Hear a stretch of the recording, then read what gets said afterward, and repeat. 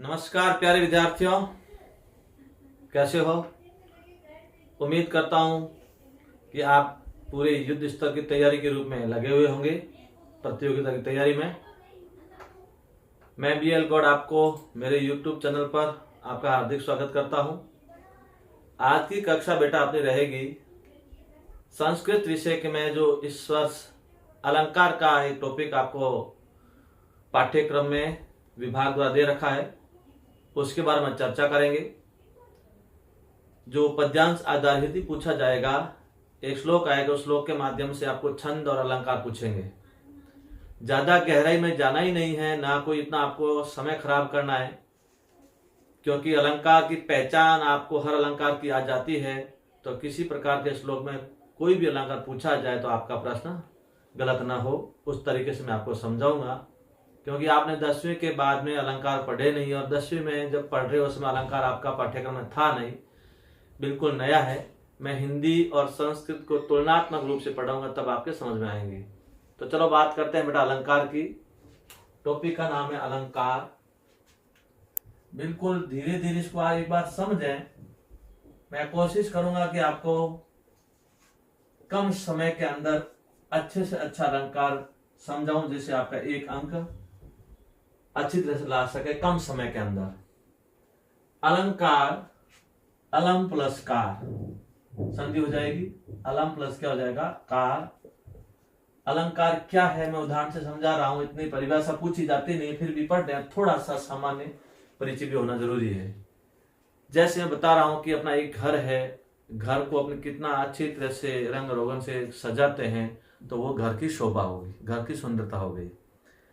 उसी प्रकार से एक नर हो चाहे नारी हो, नारी अपने पूर्ण आभूषण के रूप में, नक्शिक वर्णन के रूप में, जो साज सज्जा के रूप में सौंदर्य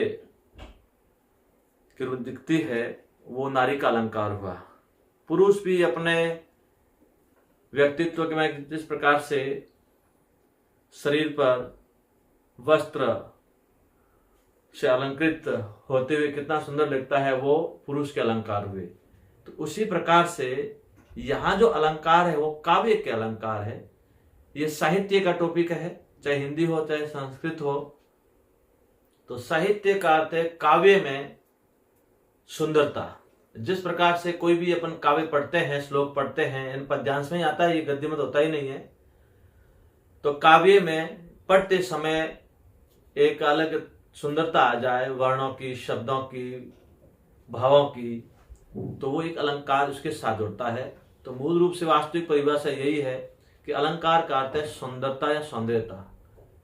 काव्य में ध्यान देना होगा, काव्य में पढ़ते समय या उच्चारित करते समय जो कवि के द्वारा अलंकृत भाषा के माध्यम से काव्य का उच्चारण किया जाता है, उच्चारण के समय जो ऐसे शब्द आते हैं शोभा को प्रकट करने वाले, वो ही क्या कहलाते हैं? अलंकार। काव्य की शोभा बढ़ाने वाले शब्दों को अलंकार कहते हैं। मेन रूप से ये होता है, परिभाषा पूछी जाती नहीं, फिर भी ध्यान देना होगा। काव्य की शोभा प्रकट करने वाले धर्मों को अलंकार कहते हैं। ज्यादा उसको ज्यादा ही नहीं है, ना को आना है, ना कोई ऐसा प्रश्न आता है, क्योंकि आपका पद्यांश के माध्यम से आएगा। मैं सीधे उस बात पे करता हूं। तो मूल रूप से अलंकार के दो भेद है, कहीं तीन भी है, लेकिन वास्तव देखा जाए तो दो ही है। एक तो शब्द अलंकार और एक है आपका अर्थ अलंकार। शब्द अलंकार और दूसरा बेटा आपका है अर्थ अलंकार। कौन सा है? अर्थ अलंकार। तो अब आपके अलंकार तो बहुत सारे हैं, आप 8 अलंकार पढ़ लोगे तो आपका काम चल जाएगा, उससे बाहर सवाल नहीं पूछा जाता है। शब्द अलंकार, शब्द अलंकार, अर्थ अलंकार का अर्थ अलंकार। शब्द अलंकार का अर्थ है शब्दों के माध्यम से काव्य की सुंदरता प्रकट करना, ठीक है। अर्थ अलंकार का अर्थ है अर्थ के माध्यम से काव्य की सुंदरता को प्रकट करना, वो अर्थ अलंकार होते हैं। तो शब्द अलंकार में कौन कौन से होते हैं? देखिए, पहला आपका है अनुप्रास, ठीक है। उसके बाद आपका आता है यमक, यमक के बाद आता है श्लेष, ऐसे बहुत सारे वक्रोक्ति भी है। लेकिन आपको शब्द अलंकार में 3 अलंकार पढ़ लेना। इधर अर्थ अलंकार में आपका उपमा है, उत्प्रेक्षा है, उसके बाद आपका रूपक है, अतिशयोक्ति है, अन्योक्ति है, बहुत सारे हैं, खूब सारे, कोई आपको जल्दी इतने पढ़ने नहीं है। अन्योक्ति है, विभावना है, व्यतिरेक है, वक्रोक्ति है, संदेह है, प्रतीप है। तो ऐसे आपको बताते में समय गुजर जाता है कितने अलंकार है, लेकिन अपन को ज्यादा नहीं पढ़ना है। आपको 3 अलंकार शब्द अलंकार के पढ़ने हैं और 3 उपमा अलंकार अर्थ अलंकार के पढ़ने हैं। ये तो मुख्य रूप से पढ़ने हैं। इनके अलावा मैं आपको 4 अलंकार और पढ़ाऊंगा, यानी आपको अमूमन 10 अलंकार पढ़ लेना। 10 अलंकार में आपका सवाल उससे बाहर जाएगा नहीं। तो अब अपन बात करते हैं, एक एक अलंकार की बातें करते हैं। ये तो केवल याद करने के लिए है कि अलंकार का अर्थ है काव्य की शोभा प्रकट करने वाले धर्मों को या शब्दों को क्या बोलते हैं अलंकार बोलते हैं। और अलंकार के 2 पार्ट है, भेद है। एक तो शब्द अलंकार, दूसरा अर्थ अलंकार है। शब्द अलंकार का अर्थ है शब्दों के माध्यम से या शब्द के माध्यम से काव्य की शोभा प्रकट करना। अर्थ अलंकार का अर्थ है अर्थ के माध्यम से काव्य की शोभा प्रकट करना। शब्द अलंकार अनुप्रास, यमक, श्लेष, वक्रोक्ति है, लेकिन मूल रूप से आपको 3 याद करने हैं। अर्थ अलंकार उपमा, उत्प्रेक्षा, रूपक, अतिशयोक्ति, अन्योक्ति, विभावना, व्यतिरेक, संदेह, प्रतीप, बहुत सारे हैं, लेकिन आपको इसमें 3 और 3 6, उसके बाद 4 थोड़े और याद करवा दूंगा। अब आते एक एक को अपन बारीकी से पढ़ते हैं। आते हैं शब्द अलंकार का पहला अलंकार। हिंदी में पूरा पहले याद करो, उसके बाद में संस्कृत में आपको श्लोक के माध्यम से करवाऊंगा। अनुप्रास के भी आपके अलग अलग भाग है, पहले बता देता हूं, लेकिन याद आपको किसी प्रकार से आएगा। तो अनुप्रास की पहचान याद करनी, तो पहचान याद करने में अनुप्रास, अनु और प्रास 2 शब्दों के योग से बना है, यानी एक वर्ण की आवृत्ति बार बार आती है।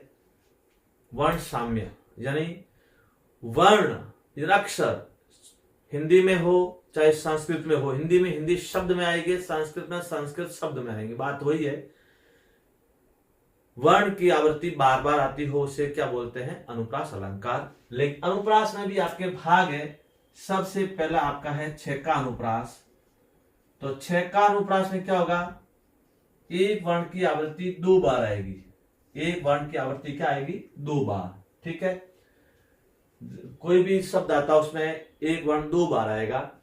हिंदी में बता दूं, जैसे आपको दे दिया, मनु देख रहा था प्रलय प्रवाह, यानी मनु देख रहा प्रलय प्रवाह। तो हिंदी में आपका प्र है। तो इसी प्रकार से संस्कृत में क्या होगा, का क कृष्ण, पिक कृष्ण, क भिद पिक काकयो। तो कहने का अर्थ, अब आपको ये पूछा जाए तो वर्ण क और क, यहां पे ध्यान देना होगा, पहले शब्द में पहला वर्ण है तो दूसरे शब्द में पहला होना जरूरी है। ये नहीं है कि यहां भी आ गया, यहां भी आ गया, यहां भी आ गया, ये वर्ण आ गया।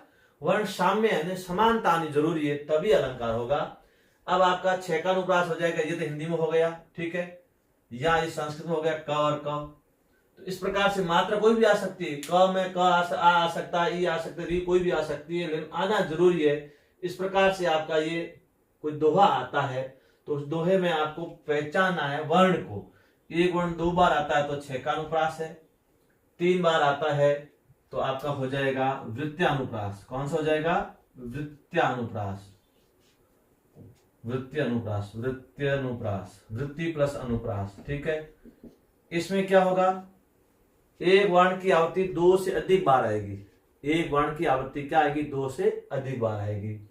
जैसे आपको मैंने उदाहरण दे दिया, हिंदी के अंदर चारों चंद्र की चंचल किरणें, चारों चंद्र की चंचल किरणें खेल रही जल थल में। तो यहाँ पे च लट लोल कपूल कलोल करे ल ल ल शोभा को समाज सुख साज आज बसंत ऋतु रात आवत है तो स स। तो इसी प्रकार से हिंदी में हो गया। ये संस्कृत में क्या होगा, वहंती गर्जंती धावंती, तो ये क्या आ रहा है, ती उद्घोषंती, कोई भी आ गया तो यहाँ पे ये वर्ण आ रहा है। तो इसी प्रकार से ये वर्ण आपका बार बार का अर्थ है 2 से अधिक बार आ गया। अब आपको अनुप्रास याद करना, छेका और वृत्तीय कोई आवश्यकता नहीं याद करने की, फिर भी आपको मैं एक एक उदाहरण देने के बाद में एक साथ सारे अनुप्रास के 5-7 उदाहरणों के माध्यम से प्रैक्टिस करवाऊंगा। तो छेका अनुप्रास का अर्थ है एक वर्ण की आवृत्ति 2 बार, और वृत्तीय अनुप्रास का अर्थ है एक वर्ण की आवृत्ति 2 से अधिक बार आना है। ये किसके भाग है, अनुप्रास के भाग है। ठीक है, अब इसमें कैसे पहचान करोगे, क यानी काक कृष्ण पिक कृष्ण को भेद पिक काकयो बसंत काले संप्राप्ते काक काक पिक पिक, ऐसा कोई श्लोक आता है तो आप इसमें कर सकते हो। क आ रहा तो इसमें अनुप्रास, आपको अनुप्रास ही पूछा जाएगा, ना छेका पूछा जाता है ना वृत्तीय पूछा जाता है। ये तो बड़ी क्लास समझ, जैसे आपको 2nd ग्रेड या 1st ग्रेड की तैयारी कर रहे हो उच्च लेवल की, तो आपके पार्ट पूछे जाते हैं। याद नाम आपको याद करना, पूछे आपको अनुप्रास ही पूछा जाएगा, इसमें कोई गहराई में जाने की जरूरत नहीं। फिर भी मैं आपको अपनी पहचान के रूप में अच्छी तरह याद करवाने के लिए भेज दे रहा हूं। तो छेका अनुप्रास हो गया बेटा एक वर्ण 2 बार, और वृत्तीय अनुप्रास एक वर्ण की 2 से अधिक बार आ गई। ये हो गए 2 अनुप्रास, छेका और वृत्तीय अनुप्रास। इसी प्रकार से आपके आगे आते हैं, तीसरा आपका है श्रुत्य अनुप्रास। क्या हो जाएगा, श्रुत्य अनुप्रास। श्रुत्य अनुप्रास यानी श्रुति प्लस अनुप्रास, श्रुति सुनना। इसमें क्या होगा, दंते वर्ण की आवृत्ति बार बार आएगी। दंते वर्ण, दांत से बोलने वाले, लृतुल सा नाम दंता, लृ त थ द ध न स ल, ये वर्ण कोई भी बार बार आते हैं श्लोक के अंदर, तो वो हमेशा कौन सा हो जाएगा, श्रुत्य अनुप्रास। और चौथा आपका है अंत्य अनुप्रास। अंत्य अनुप्रास, अंत्य अनुप्रास में क्या होगा, तुकांत का प्रयोग होगा। किसका प्रयोग होगा, तुकांत। तुकांत किस कहते हैं, रिदम, यानी पहली लाइन का अंतिम वर्ण दूसरी लाइन का अंतिम वर्ण एक हो, उसे बोलते हैं तुकांत। तुकांत का प्रयोग होते ही आपका कोई भी नियम नहीं लागू होता है, तो आप सीधा आप अनुप्रास लिख सकते हैं। जैसे रईमन धागा प्रेम का मत तोड़ो छिटकाय, टूटे सा ना मिले मिले गांठ पड़ जा, य पीछे य और य, ये जो तुक आया, तुकबद्ध रचना, उसे बोलते हैं अंत्य अनुप्रास। तो संस्कृत में ऐसा वाक्य आएगा, वाक्य का श्लोक आएगा, तो श्लोक में तुकांत बोलेंगे, वो आपका अंत्य अनुप्रास हो जाएगा। अब अंत्य अनुप्रास मैं अभी उदाहरण एक एक सारे 5 को उदाहरण देके बताऊंगा, पहले इसको समझ लें। तो मूल रूप से 4 और 5वां लाटा अनुप्रास भी होता है। तो लाटा अनुप्रास में क्या होगा, एक शब्द आपका 2 बार आएगा, दोनों का अर्थ एक होगा। शब्द 2 बार आता है, यमक में भी आता है, यमक में शब्द का अर्थ अलग अलग होता है, और लाटा अनुप्रास में शब्द का अर्थ एक होता है। शब्द 2 बार आएगा, जैसे काक कृष्ण पिक कृष्ण क भेद पिक काकयो का बसंत काले संप्राप्ते, काक काक पिक पिक, काक कौआ कौआ हो जाता है, कौआ का अर्थ है काक, का अर्थ क्या हुआ, यहाँ पे इस प्रकार से यमक में अर्थ अलग हो जाता है और इसमें एक हो जाता है। तो अनुप्रास के आपको नाम याद करना है, अब मैं आपको उदाहरण के माध्यम में समझाऊंगा। पहले 5 नियमों को नहीं, नामों को आप ध्यान से सुने। छेका अनुप्रास है, इसमें एक वर्ण आता है आपका 2 बार, ठीक है। और उसके बाद में है वृत्तीय अनुप्रास। वृत्तीय अनुप्रास में आपका एक वर्ण आता है 2 से अधिक बार। उसके बाद आता है आपका श्रुत्य अनुप्रास। श्रुत्य अनुप्रास में आपका दंत्य वर्ण की आवृत्ति बार बार आती है। उसके बाद आपका अंत्य अनुप्रास। अंत्य अनुप्रास में आपके तुकांत का प्रयोग होता है, रिदम का। और उसके बाद में लाटा अनुप्रास। और लाटा अनुप्रास में बेटा क्या होगा, एक शब्द 2 बार आएगा, दोनों का अर्थ एक होगा, अर्थ अलग होते हो जाएगा यमक, और दोनों का अर्थ एक होते हो जाएगा लाटा अनुप्रास। इस प्रकार से 5 में से कोई एक पहचान आपकी आएगी। कभी ये पांचों याद क्यों करने, कभी इतना छोटा प्रश्न पूछा जाता है, श्लोक पूछ लिया जाए, आपके दिमाग में रहेंगे कि अलंकार के अनुप्रास में पढ़ रहे हैं तो अनुप्रास के मूल रूप से अनुप्रास के चार ही है। ये लाटा अनुप्रास आप में अभी अलग अलंकार है, फिर भी इसके साथ दिया जाता है। तो आपको नाम याद है तो श्लोक में आप कह सकते हैं एक वर्ण 2 बार आ रहा है, ठीक है, 2 से अधिक बार भी आ रहा है, वो नहीं है तो आप तुकांत के माध्यम से पहचान कर सकते हैं। तुकांत नहीं है तो दंते वर्ण का अर्थ कौन कौन, ऋतु सनाम दंता, वो वर्ण बार बार आ सकते हैं तो भी पहचान कर सकते हैं। या एक शब्द 2 बार आ गया, दोनों का अर्थ एक हो रहा, तो इन पांचों के माध्यम से आपको अनुप्रास अलंकार की पहचान करनी है। अब मैं इनके एक एक का श्लोक देके समझा देता हूँ, सारे के सारे श्लोक देकर के किस प्रकार से आपको पहचान याद करनी है, ठीक है। हिंदी में नहीं लेके संस्कृत में कर रहा हूँ। हिंदी विषय भाग 2 भाषा 2 वालों के लिए भी हिंदी का अलंकार है जो अलग बताएंगे। अभी मैं उदाहरण देके आपको समझा रहा हूँ, उनको आप अच्छी तरह से सुने। जैसे तो चलो बेटा उदाहरण के माध्यम से आपको समझा देता हूं। अनुप्रास अलंकार के मैंने बहुत सारे उदाहरण दिए हैं, आप इन उदाहरणों के माध्यम से अनुप्रास अलंकार अवश्य आप सही करोगे। जैसे एक बात ध्यान देना होगा कि आपका अलंकार का प्रश्न कैसा आएगा, पद्यांश आएगा और पद्यांश में श्लोक आएगा, और श्लोक भी आपका छंद बनने वाला आना जरूरी है, क्योंकि उसी श्लोक से छंद भी पूछा जाएगा और अलंकार भी पूछा जाएगा। मैंने आपको ऐसे ही उदाहरण दिए हुए हैं, फिर भी मेरे ई बुक पे बेटा ध्यान देना होगा। मेरी बुक पे कम से कम सारे जो छंदों के उदाहरण है वो सारे छंद पढ़ लेना, उसमें सारे सारे अलंकार के हैं। दूसरी बात, हिंदी की आपकी पाठ्यक्रम बुक चलती है शाश्वती नाम की, 12वीं में जो विशेष साहित्य बच्चों ने ले रखा है, उन बुक के अंदर वाले सारे याद कर लेना, ध्यान देना होगा। सीबीएसई आरबीएसई की 12वीं में संस्कृत साहित्य की बेटा बुक चलती है, उन बुक वाले सारे उदाहरण याद कर लेना। गाइडों से बेहतर वो ज्यादा काम आएंगे, और हो सके गाइडों में वो प्रश्न भी श्लोक भी आपके ले रखे होंगे, लेकिन मैंने जो सवाल दिए वो अधिकतर आपके बुकों के माध्यम से दिए हैं। जैसे वहंती वर्षंती नदंती भांति ध्यानती नृत्यंती समास्वंती नदो घनामत गजावनांता प्रिय विहीना शिकिनः प्लवंगहा, ये आपका पूरा श्लोक है जो शाश्वती जो 12वीं की बुक चलती है राजस्थान में अपने संस्कृत साहित्य में, उन्हीं में से लिया हुआ है। अब आपको ये श्लोक दे दिया तो अलंकार पूछ लिया, तो कौन सा अलंकार, देखिए वहंती वर्षंती नदंती भांति ध्यायंती नृत्यंती समासंती, तो स्पष्ट आपको पता लग जाएगा। देखिए अंत त वर्ण आ रहा है, आ रहा नहीं आ रहा है, तो यहाँ पे आपको हो जाएगा वृत्त्यानुप्रास। वृत्त्यानुप्रास, आपको वृत्त्यानुप्रास नहीं लिखना है, आपको सीधा ही अनुप्रास ही पूछेंगे, इस बात का ध्यान देना होगा। लेकिन बता रहा हूँ अलग अलग आपको पहचान कैसे करनी। इसमें भी आपका जैसे न आ रहा है, ये 6 का अनुप्रास हो जाता है, ध्यान देना होगा अच्छी तरह से। देखना ये कि आपको पहचान करते समय पहले शब्द का अंतिम वर्ण है तो सब में अंतिम वर्ण होना जरूरी, ये बात ध्यान देना होगा। ये नहीं कि पहला यान, कभी जैसे आपको यहाँ आपका वह आ रहा है तो दूसरे में कहीं वह आ गया चल जाएगा, यहाँ आ गया तो नहीं चलेगा। क्यों? क्योंकि यहाँ पे जैसे जहां वर्ण की आवृत्ति जिस शब्द में आ रही, आगे वाले शब्द में उसी वर्ण की आवृत्ति उसी जगह आनी जरूरी है।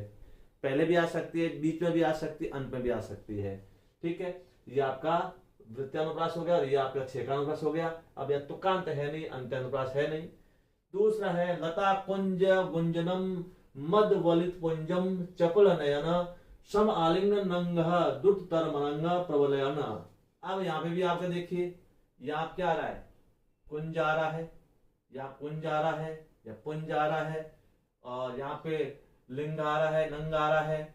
जब देखो ये भी आपका बार बार जो वर्ण आ रहा है, तो यहाँ पे कौन सा हो जाएगा, आपका वृत्त्यानुप्रास हो जाएगा। और यहाँ आपके तुकांत आ रहा है, चपल नयन यहाँ ना आ रहा है, और प्रबल नयन यहाँ पे ना आ रहा है, तो ये आपके तुकांत भी आता है। देखिए इसमें वृत्त्यानुप्रास भी है, तुकांत अंत्यानुप्रास भी है। अंत्यानुप्रास कैसे हो जाएगा, यहाँ न पहली लाइन का अंतिम वर्ण न आ रहा है, तो दूसरी लाइन का अंतिम वर्ण भी क्या आ रहा है, न आ रहा है, ये आपका अंत्यानुप्रास हो जाएगा। तो आपको 5 प्रकार के जो अनुप्रास के जो पार्ट है वो सब याद है, तो आप कहीं से अपना तोड़ निकाल सकते हैं। अब आपको यहाँ कुछ भी नहीं आ रहा है, इसके माध्यम से कर सकते हैं, ठीक है। ये 6 का अनुप्रास के माध्यम से कर सकते हैं, वृत्त्यानुप्रास के माध्यम से कर सकते हैं। तो आपका ऐसा श्लोक आता है तो श्लोक में आपका शब्द देखो, शब्द में कौन सा वर्ण है जो उस और आगे शब्द में बार बार आ रहा है। एक बार, दो बार, कम से कम 2 बार आएगा, 6 कम 2 बार आएगा, 2 से अधिक बार आएगा तो प्रत्यय हो जाएगा। और दंत्य वर्ण आएगा तो तुक हो जाएगा, श्रुत्य अनुप्रास हो जाएगा। और तुकांत लेगा तो अंत्य अनुप्रास हो जाएगा। शब्द 2 बार आया तो आपका अर्थ एक होगा, लाटानुप्रास हो जाएगा। जैसे आगे देखिए, दृश्यादग्धम, ये दृश्यादग्धम मन सृज जीवंती दृश्यवयः। अब यहाँ पे दंत्य वर्ण आ रहा है, त थ द ध न आ रहा है, तो यहाँ पे ये दंत्य वर्ण भी, ये श्रुत्य अनुप्रास हो जाएगा। श्रुत्य अनुप्रास भी है और यहाँ पे 6 का अनुप्रास भी है। क्यों? क्योंकि आपको ये दंत्य वर्ण की जहां भी आवृत्ति होती है वहां पे भी कौन सा अलंकार होगा, अंत्य अनुप्रास ध्यान देना होगा। इसमें आप इस प्रकार से पहचान कर सकते हैं। आगे, विद्या नाम नरस्य रूपम अधिकम प्रच्छन्न गुप्तम धनम विद्या भोग करी यस्य सुख करी विद्या गुरु नाम गुरु। याद है श्लोक है आपका, ऐसा श्लोक पक्का आएगा, पूरा ध्यान देना होगा। तो ये श्लोक मेरे ई बुक में दे रखे सारे, सब अलंकार आपके छंद वाले सारे छंद पढ़ लो। वो छंद में आपको मैं जब रोज एक प्रैक्टिस करवा रहा हूँ, छंद जो आपको दे रहा हूँ श्लोक, उस श्लोक का छंद भी बता रहा हूँ, अलंकार बता रहा हूँ, वो प्रैक्टिस बेहतर काम आएगी समझने में। आप ये समझ लें, प्रैक्टिस आप अलंकार जो सारे छंदों के उदाहरण है, मेरे पास 170 श्लोक आपके दे रखे हैं, कम से कम 150 श्लोक आप पढ़ लोगे, अभ्यास भी हो जाएगा, अलंकार भी हो जाएगा, छंद भी हो जाएगा, सारी व्याकरण हो जाएगी, उनको अभ्यास करें। तो यहाँ विद्या विद्या विद्या विद्या आ रहा है शब्द, तो यहाँ पे क्या हो जाएगा आपका, विद्या की आ रही, तो ये आपका अलंकार हो जाएगा। ठीक है, 2 बार आगे 6 का अनुप्रास हो जाएगा। आगे, नयने तशिव नयने च, अब यहाँ पे नयने नयने च, यहाँ पे यमक होना चाहिए लेकिन अर्थ एक है, इसलिए यहाँ पे हो जाएगा लाटा अनुप्रास। कौन सा हो जाएगा, लाटा अनुप्रास। कैसे बेटा देखिए, यानी यहाँ पे एक शब्द 2 बार आ गया, नयने नयने, तो शब्द दोनों है लेकिन दोनों का अर्थ क्या है, एक है, इसलिए यहाँ पे लाटा अनुप्रास हो गया। केश काश तव पर विलास, कहा या प्रकृति से कर वर विलास, तो यहाँ पे क्या हुआ, केश काश, तो क वर्ण आ गया, बार बार जो आया, देखो यहाँ क आ गया, तो ये वृत्ति अनुप्रास हो गया। तो आपको तो सिर्फ अलंकार में कोई भी रटने की जरूरत है ना, कोई आपको उदाहरण याद करने हैं। विद्यार्थी क्या करते हैं, सर मेरे पढ़ाने से पहले सर आप अलंकार करवाओ, हम रटते हैं, रटा हुआ कोई काम नहीं आएगा। अनुप्रास और अनुप्रास के पाठ पांचों को भेदों को याद कर लीजिए और कहाँ कहाँ कैसे लगता है वो तरीका अपना लीजिए, कोई रटने की जरूरत नहीं, सीधा दिमाग में याद कीजिए, सवाल आपका पक्का होगा। और इनसे भी ज्यादा बेहतर रहेगा मैं आपके छंदों वाले उदाहरण सारे याद कर लें, और उन छंदों के उदाहरण के माध्यम से मैं आपको रोज टेस्ट देता हूँ, एक दिन हिंदी का और एक दिन संस्कृत का, वो अवश्य देखें और उन्हीं में से आएंगे। और आज तक मैं आपको बता रहा हूँ 11 से जब रीड शुरू हुई है, अलंकार और छंद के व्याकरण के जो मैंने श्लोक दिए, उस श्लोक कम से कम मैं 50-60 श्लोक की प्रैक्टिस करवाता हूँ, उनसे बाहर अभी तक नहीं गया है। और आज भी, अगले वर्ष भी, कहने का अर्थ है अभी जो एग्जाम होगा उसमें भी आपका बाहर से नहीं जाएगा, आप मान के चलना, मैं 50-60 श्लोक के माध्यम से अभ्यास करवाऊंगा। अयमेति मंदम मंदम कावेरी वारी पावन पवन। तो देखो यहाँ क्या है, मंदम मंदम, यहाँ पे भी आपका शब्द आ रहा है, तो ये लाटानुप्रास भी हो सकता है क्या होगा। आगे वारी, तो यहाँ पे कावेरी, देखो वारी, ये री बात अंत में आ रहा था, ये री अंत में आ गया, ये मात्रा कोई भी आ सकती है, ये 6 का अनुप्रास हो गया। पावन पवन, देखो प भी आ रहा है, तो यहाँ पे भी आपका 6 का अनुप्रास हो गया। तो कहने का अर्थ है श्लोक में कुछ भी कहीं से भी आ सकता है। यहाँ पे देखो अंतिम है तो यहाँ अंतिम है, यहाँ पहला है तो यहाँ पहला है, ये आपका अनुप्रास हो गया। अनुप्रास का ये लाटा अनुप्रास है, ये आपका वृत्त अनुप्रास है, ये वृत्त अनुप्रास है। देखो बहुत सारे अलंकार अनुप्रास के पांचों में 2-3 साथ आ सकते हैं। त्वमेव माता च पिता त्वमेव त्वमेव बंधु च सखा त्वमेव त्वमेव विद्या द्रविणम त्वमेव त्वमेव सर्वम मम देव देव, तो ये भी आ गया। ये तो आपका बिल्कुल आपका छंद भी है, 11 वर्णों का छंद है, तो 11 वर्ण आप बता सकते हैं कौन सा छंद है। तो ये त्वमेव त्वमेव ये शब्द आ रहा है, तो इस प्रकार से यहाँ पे क्या कौन सा हो गया, अनुप्रास हो गया। तो इस प्रकार से आपको देखना होगा, माता पिता, यहाँ त आ रहा है, ठीक है। देखो ये बहुत सारा आगे आपको पता ही है, तो आप उस लोग याद ही है, तो इसमें कहाँ कहाँ वर्ण आते हैं पता लगा सकते हैं। आगे देखिए, तुलसीदास सदा तो त्राता, तुलसीदास सदा तो त्राता, यहाँ पे श त ये क्या है, दंत वर्ण है, दंत वर्ण आ जाता है, तो यहाँ पे ये भी त देखो ये दंत वर्ण जहां भी आता है श्रुत्य अनुप्रास हो जाता है, तो ये इसमें क्या हो जाएगा, श्रुत्य अनुप्रास हो जाएगा, श्रुत्य अनुप्रास। इस प्रकार से बेटा पहचान करो, रटो मत। आगे, एको देव केशवो वा शिवो वा ह्योकम मित्रम भूपति वहा यति वहा एको वास पत्नी वा वने वा एका नारी सुंदरी वा दरी वा। तो देखो यहाँ पे क्या हुआ, इसमें देखिए वा व, तो यहाँ पे व वा वने वा मात्रा कोई भी आ सकती है, तो ये आपका वृत्तानुप्रास आ गया। तो इस प्रकार से कोई भी शब्द आपके जैसे वाह यहाँ पे भी आ रहा है, तो इस प्रकार से आपको शब्दों को देखना है। ये शब्द आपको जैसे यहाँ पे भी वह है वो है, और ये भी आ गया वह, ये सारे देखो ये वृत्तानुप्रास आ गए, ये वह आ रहा है। तो यहाँ पे कोई भी ऐसा शब्द आता है, उस शब्द में वर्ण कौन सा है, वर्ण ध्यान देना होगा। एक शब्द है, उस शब्द में जैसे यहाँ पे इस शब्द में अंतिम वर्ण है, तो आगे वाले शब्द का भी अंतिम वर्ण होना जरूरी है। अब यहाँ एक ही वर्ण है तो मान्य होगा, या वह अंतिम है या अंतिम है, इस प्रकार से आपका वर्णों का आना जरूरी है। का कृष्ण, पी का कृष्ण, तो या का आ रहा है, ठीक है। अब यहाँ पे अंतिम है, यहाँ पहले ये माने नहीं होगा, यहाँ है देखो क और क, ठीक है। गुरु ब्रह्मा गुरु विष्णु गुरु देव महेश्वर गुरु साक्षात पर ब्रह्म तस्मै श्री गुरुवे नमः, ग आ रहा है, ये भी आपका वृत्तानुप्रास हो जाएगा। धर्म क्षेत्रे कुरुक्षेत्रे समवेता युद्धोत्सवः, गीता का श्लोक है। तो यहाँ पे क्या आया, क्षेत्रे देखो युद्धोत्सवः, तो कहने का अर्थ ये यहाँ पे भी देखो क्षेत्र, यहाँ क्षेत्र आ रहा है, तो यहाँ पे भी अनुप्रास आ गया। जगत पितृ वंदे पार्वती परमेश्वरो, पार्वती परमेश्वरो, ये भी आ रहा है। तो कहने का अर्थ है, आपको बता चुका हूं कि एक श्लोक आपका जो भी आया, उस श्लोक के अंदर सबसे पहले आप पूछा जाए अलंकार कौन सा है, तो सबसे पहले अनुप्रास की कोशिश करना। अनुप्रास हमेशा ऐसा कोई भी छंद नहीं होगा, कोई भी दोहा नहीं होगा वहां पे अनुप्रास नहीं लगा हुआ हो। हाँ, दो अलंकार साथ आ जाते हैं तो बताऊं क्या करना है। अनुप्रास में गलती कभी नहीं होगी। अनुप्रास तो आपका ऐसा कोई भी 99% ऐसा हर श्लोक आता है उसमें अनुप्रास तो होता ही, कोई न वर्ण मिल जाएगा, 2 बार मिल जाएगा, 3 बार मिल जाएगा, तुकान मिल जाएगा, सब मिल जाएगा। लेकिन यमक आता वो नुकसान देता है। बात करूंगा नेक्स्ट अलंकार की, यमक और श्लेष। तो आज अपने एक अलंकार पढ़ा, कौन सा पढ़ा है, अनुप्रास। अनुप्रास के सारे भेद याद कर लेना।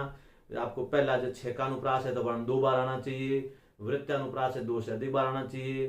ध्यान देना होगा 6 का वृत्या अंत्य अनुप्रास तो तुकान बनना चाहिए, और श्रुत्य अनुप्रास तो आपका दंत्य वर्ण आना चाहिए। लाटा अनुप्रास तो शब्द 2 बार आया और 2 का अर्थ 1 होना चाहिए, वो लाटा अनुप्रास हो जाएगा। शब्द का अर्थ हो गया तो बेटा यमक हो जाएगा। आगे बताऊंगा यमक नेक्स्ट अलंकार में। आज की कक्षा में इतना ही।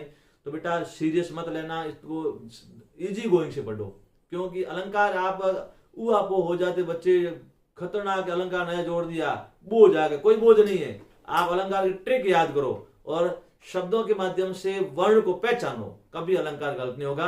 और ऐसे अलंकार मेरे ई बुक में बहुत सारे दे रखे हैं, छंदों के माध्यम से प्रैक्टिस करना। मेरे लाइव टेस्ट ऐप में जो टेस्ट दे रहा हूँ वो दिन को टेस्ट देना, शाम को लाइव विश्लेषण करना, साथ में आप लाइव रह जाना, आपके सारे अलंकार एकदम साफ क्लियर हो जाएंगे। ठीक है, आज भी करते हैं, धन्यवाद।